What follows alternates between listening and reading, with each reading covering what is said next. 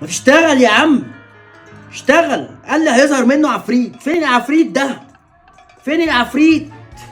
فين العفريت ده؟ ايوه، عايز ايه بقى؟ يما انت مين انت؟ مش انت طلبتني وانا ادينا اهو جيتلك. عايز ايه؟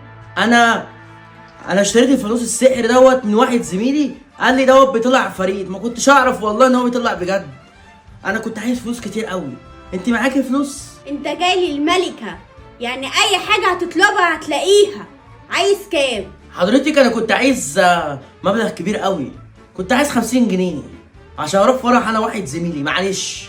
بس كده، ثانية واحدة.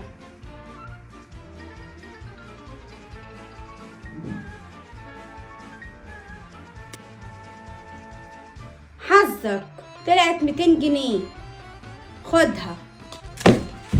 والله العظيم عارف اقول لك ايه؟ انت احسن من اي حد في الدنيا دي. انت جدع قوي.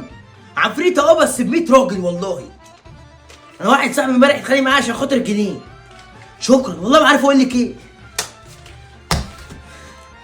يا واد يا ابن العبيط، انا جاي معاك الفرح. ربنا رزقني. عيل غلبان.